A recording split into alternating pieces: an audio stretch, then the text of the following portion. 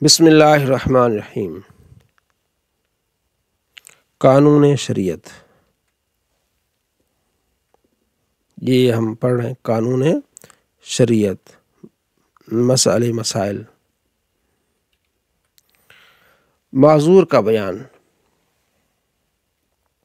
ये माजूर वो होता है, एक होता है माजूर जिसकी टांग ना हो, हाथ ना हो, कोई उज़्व तलफ हो जाए, उसे हम माजूर कहते हैं। लेकिन एक होता है शरई माजूर। शरई माजूर ये होता है कि कोई ऐसी बीमारी लाहक हो जाए कि जिसकी वजह से उसका वज़ू न टिकता हो। ठीक है जी, कहीं से खून निकल रहा है, थोड़ा थोड़ा निकली जा रहा है। ठीक है ना। नमाज का टाइम होता है तो मतलब खड़ा होना है, इरादा करना है उसने नमाज का, फिर भी खून निकल रहा है। वज़ू करके आया, फिर देखा खून निकल रहा है। ठीक है, नमाज की नीयत बांधी तो खून निकल रहा है, अब वो निकली जा रहा है। ठीक है, असर से लेकर मगरिब तक रुका ही नहीं खून, अब ये माजूर है। ये क्या है? शरई माजूर इसे कहते हैं। वो क्या करेगा? असर की नमाज के लिए खड़ा होगा, वज़ू करेगा, वज़ू करके नमाज पढ़ेगा, चाहे वो खून बह रहा है, इसका वज़ू है। मगरिब तक जितनी नमाज़ें पढ़ना चाहे वो पढ़ सकता है, कुरान पाक जो कुछ भी है। जैसे मगरिब का टाइम होगा, अब वो खून रुक नहीं रहा ना, बह ही जा रहा है। तो अब ये क्या है? ये माजूर है।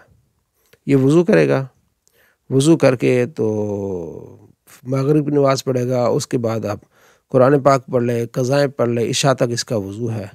जब तक कोई दूसरी अवारिज़ ना आए, पेशाब या कोई और वजह से इसका वज़ू ना टूटे, हवा खारिज की वजह से वज़ू ना टूटे, ये जो मसला है ना, जिस वजह से ये माजूर है, तो अगर ये पानी जारी है, कोई टेंशन, जिस तरह नालियाँ लगी होती हैं, पेशाब की नाली लगी होती है, कतरे निकल रहे होते हैं, वो माजूर है। वज़ू किया और नमाज़ पढ़े। ठीक है जी, मगरिब के बाद वज़ू किया, मगरिब पढ़े, उसके बाद क़ज़ाएँ पढ़े, कुरान पाक पढ़े, इशा तक जो कुछ पढ़ना चाहता है पढ़े। हाँ, अगर कोई और आरिज़ा आ गया, सो गया, जिस वजह से वज़ू टूट जाता है, फिर तो वज़ू टूटेगा। लेकिन इस पेशाब के जो नाली लगी इसमें चाहे कितने कतरे आ रहे हैं, जो भी कुछ हो रहा है, इससे वज़ू नहीं जाएगा इसका। ये है जो पूरे खुलासा जो मैंने आपके मसला नंबर 1 का कर दिया। इसी तरह मसला 2, 3 सारे खुलासे मैंने इसी में कर दिए। ठीक है जी, इसको आपने देख लेना है। नजस चीज़ों को पाक करने का तरीका, मैं उम्मीद है कि आपको ये बात मैंने मुख्तसर अल्फाज में आपको ये मसला समझा दिया है। मुझे उम्मीद है कि आपको ये बात समझ आ गई होगी। मज़ीद देख लीजिएगा इसको। नजस चीज़ों को पाक करने का तरीका। ठीक है, एक तो होती है नजस, 2 चीज़ें, एक है ही खुद ही नजस है, शराब है, तो उसको क्या पाक करना है। दूसरी वो चीज़ें जो नजस तो नहीं है लेकिन नापाक चीज़ें लग गई हैं, कपड़ा है, उसको कोई शराब या कोई नापाक चीज़ लग गई तो उसको पाक करने का तरीका। पानी के सिवा दूसरी पाक करने वाली चीज़ें। ठीक है, अच्छा, पहले तो ये जो कपड़ा वगैरह उसको तो आप पाक करेंगे ना, अच्छी तरह से उसको क्या करेंगे, पाक करके उसको निचोड़ेंगे, कोई एक कतरा भी बाकी न रहे अच्छी तरह। तो वो 1 मरतबा, 2 मरतबा, 3 मरतबा करेंगे तो पाक हो जाएगी। 1 मरतबा किया तो हो जाएगी, लेकिन एहतियात 3 मरतबा। अच्छा, सबसे पहले पानी के सिवा दूसरी पाक करने वाली चीज़ें। पाक पानी और हर पाक पतली बहने वाली चीज़ जिससे निजात दूर हो सके।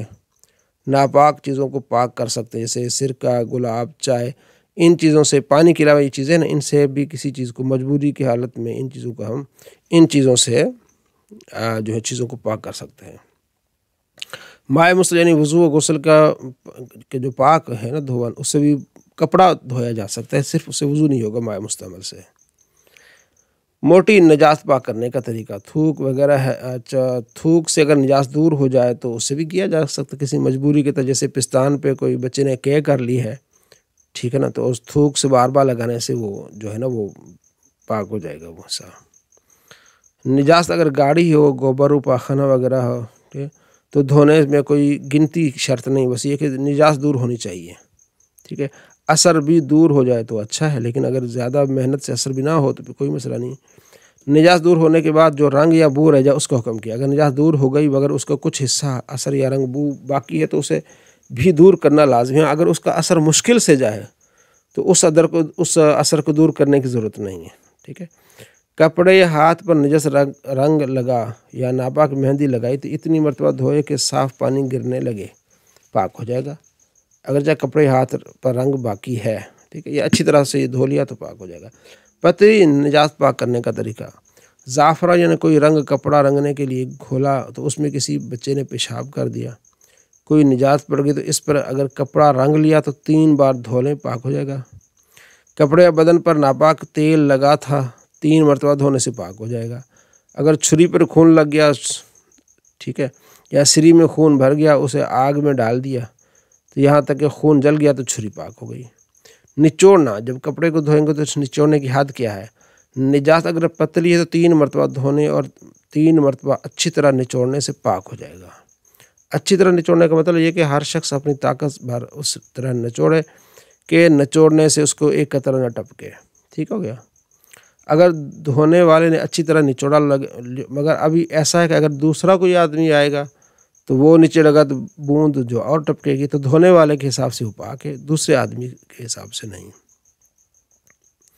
पहली और दूसरी मरतबा निचोड़ने के बाद हाथ पाक करना बेहतर है। ऐसा ना कि वो उसमें कोई नापाकी फिर इसके कपड़े को लग जाए। ठीक है जी। पहली या दूसरी मरतबा हाथ पाक नहीं किया और उसकी तरी पर कपड़े पाक का हिसाब भी गया तो ये भी फिर नापाक हो जाएगा, इसलिए एहतियात बहुत अहम है। और तीसरी मरतबा जब धो लिया तो हाथ भी पाक हो जाएंगे तो कपड़ा भी पाक।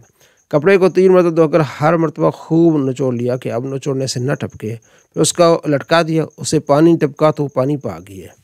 दूध पीते लड़के और लड़की का एक ही हुक्म है, यानी उनका पेशाब कपड़े या बदन पर लगा 3 बार धोना है, निचोड़ना है पड़ेगा, तब पाक होगा।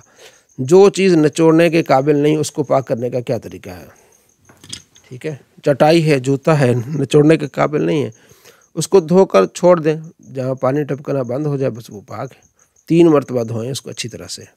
लोहे तांबे वगैरह इन चीज़ों को पाक करने का क्या तरीका है? अगर ऐसी चीज़ को इसमें निजात जज़ब न हो, जैसे चीनी के बर्तन या मिट्टी के पुराना इस्तेमाल, चिकना बर्तन वगैरह जो है, तो इनको धो लेने से, फ़कत 3 बार धोने से ये पाक हो जाती हैं।